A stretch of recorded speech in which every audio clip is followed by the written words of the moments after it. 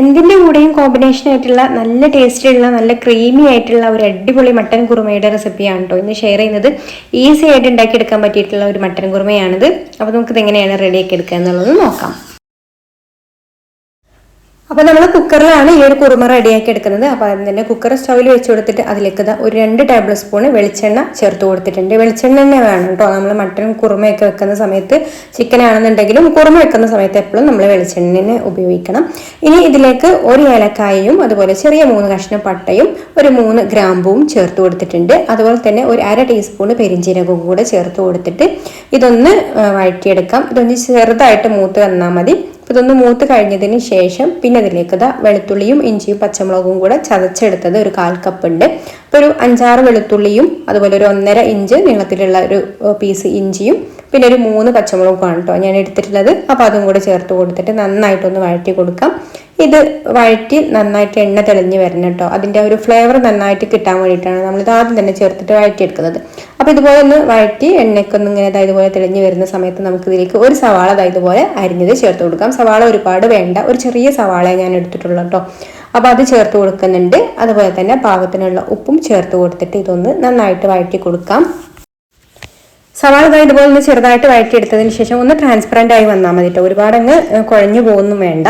അപ്പോൾ ഇതുപോലെ ഒന്ന് ആയിക്കഴിഞ്ഞാൽ ഇനി നമുക്ക് ഇതിലേക്ക് ഒരു 1.5 ടീസ്പൂൺ കുരുമുളക് പൊടി ചേർത്ത് കൊടുക്കാം. പിന്നെ കുരുമുളക് പൊടി ചേർത്ത് കൊടുക്കുമ്പോൾ നമ്മൾ പച്ചമുളക് ചേർത്ത് കൊടുത്തത് എരിവുള്ളതാണെന്നുണ്ടെങ്കിൽ അതിനനുസരിച്ചിട്ടുള്ളത് ചേർത്ത് കൊടുത്താൽ മതി. അപ്പോൾ ഞാനിവിടെ ഒരു മീഡിയം എരിവുള്ള മുളകാണ് എടുത്തിട്ടുള്ളത്. അപ്പോൾ അതിനായിട്ട് ഈ ഒരു അളവിലേക്ക് ഞാനിവിടെ 1.5 ടീസ്പൂണ് കുരുമുളക് പൊടിയാണ് കേട്ടോ ചേർത്ത് കൊടുക്കുന്നത്. അപ്പോൾ ഓരോ പച്ചമുളകിനനുസരിച്ചിട്ടും എരിവിൽ അങ്ങോട്ടും ഇങ്ങോട്ടൊക്കെ മാറ്റം ഉണ്ടാവും. അപ്പോൾ അത് നോക്കിയിട്ട് ചേർത്ത് കൊടുക്കുക കുരുമുളക് പൊടി. അപ്പോൾ അതും കൂടി ചേർത്ത് ഒന്ന് വഴറ്റിയെടുത്തതിന് ശേഷം പിന്നെ ഇതിലേക്ക് കഴുകി വൃത്തിയാക്കി എടുത്തിട്ടുള്ള 1/2 കിലോഗ്രാം മട്ടനും കൂടി ചേർത്ത് കൊടുത്തിട്ട് നന്നായിട്ടൊന്ന് വഴറ്റിയെടുക്കാം. ഈ ഒരു മസാലയിൽ കിടന്നിട്ട് നന്നായിട്ടൊന്ന് എല്ലാ ഭാഗത്തും മസാലയൊക്കെ എത്തി ഒന്നങ്ങ് വഴറ്റിയെടുത്തതിന് ശേഷം പിന്നെ അതിലേക്ക് പുളിക്കായിട്ട് ഞാനിവിടെ ഒരു 1/4 കപ്പ് തൈരാണ് ചേർത്ത് കൊടുക്കുന്നത്. അപ്പോൾ ഇതിലേക്ക് വേണമെന്നുണ്ടെങ്കിൽ വഴറ്റിയെടുക്കുന്ന സമയത്ത് തന്നെ തക്കാളി ചേർത്ത് കൊടുക്കാം.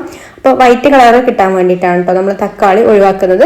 ഒരു തക്കാളിയും കൂടെ ചേർത്ത് വഴറ്റിയെടുക്കുന്ന സമയത്ത് ഒരു വൈറ്റ് കളർ കിട്ടില്ല, ചെറുതായിട്ടൊരു ഒരു തക്കാളിയുടെ ഒരു കൂടെ ഉണ്ടാവും. അപ്പോൾ അത് ഇല്ലാതിരിക്കാൻ വേണ്ടിയിട്ടാണ് നമ്മൾ ഇതിലേക്ക് ഒരു 1/4 കപ്പ് പുളിക്ക് ആവശ്യമായിട്ടുള്ളത് കേട്ടോ. തൈര് എത്രത്തോളമാണോ പുളിയുള്ളത് അതിനനുസരിച്ചിട്ടുള്ള തൈരും കൂടെ ചേർത്ത് കൊടുത്തിട്ട് നന്നായിട്ടൊന്ന് മിക്സ് ചെയ്ത് കൊടുത്തതിന് ശേഷം ഇനി ഇതിലേക്ക് നമുക്ക് ആവശ്യത്തിന് വെള്ളം ഒഴിച്ച് കൊടുത്തിട്ട് വേവിച്ചെടുക്കാം. അപ്പോൾ മട്ടന് നല്ല വേവുള്ള മട്ടനാണ്. അപ്പോൾ ഇതിനാവശ്യത്തിനുള്ള വെള്ളം ഇതുപോലെ ഒഴിച്ച് കൊടുത്തിട്ട് വേവിച്ചെടുക്കാം. അപ്പോൾ ഇതിന് മുന്നേ ആയിട്ട് നമ്മൾ ഇതിലേക്ക് കുറച്ച് കറിവേപ്പില കൂടി ചേർത്ത് കൊടുക്കുന്നുണ്ട് കേട്ടോ. അപ്പോൾ ഇത് വഴറ്റിയെടുക്കുന്ന സമയത്ത് തന്നെ ചേർത്ത് കൊടുക്കാൻ ഞാൻ വിട്ടുപോയതാണ്. അപ്പോൾ അതും കൂടി ചേർത്ത് കൊടുത്തിട്ട് കുക്കർ അടച്ച് വെച്ചിട്ട് ഇതൊന്ന് നന്നായിട്ട് വേവിച്ചെടുക്കാം.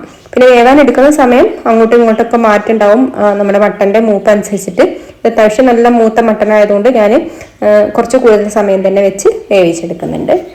ഇനി നമുക്ക് ഇതിലേക്കുള്ള അരപ്പ് റെഡിയാക്കി എടുക്കാൻ വേണ്ടിയിട്ട് ഞാനൊരു 15 അണ്ടിപ്പരിപ്പാണ് കേട്ടോ എടുത്തിട്ടുള്ളത്. അപ്പോൾ ഇതൊന്ന് ആദ്യം പൊടിച്ചെടുക്കുന്നുണ്ട്. അല്ലെങ്കിൽ നിങ്ങൾക്ക് ഇത് വെള്ളത്തിലിട്ട് കുറച്ച് നേരം ഒന്ന് കുതിർത്ത് വെക്കുകയാണെന്നുണ്ടെങ്കിൽ പെട്ടെന്ന് അരഞ്ഞു കിട്ടും. അപ്പോൾ ഇത് നമ്മൾ കുതിർത്ത് വെക്കാനൊക്കെ മറന്നു പോയാൽ ഇതുപോലെ ചെയ്താൽ മതി. അപ്പോൾ ആദ്യം ഇതൊന്ന് പൊടിച്ചെടുക്കുക.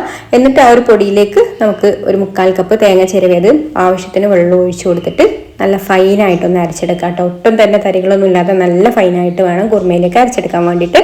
ഇതുപോലെ അരച്ചെടുത്തതിന് ശേഷം നമ്മുടെ വെന്ത് വന്നിട്ടുള്ള മട്ടണിലേക്ക് ഒഴിച്ചു കൊടുക്കാം.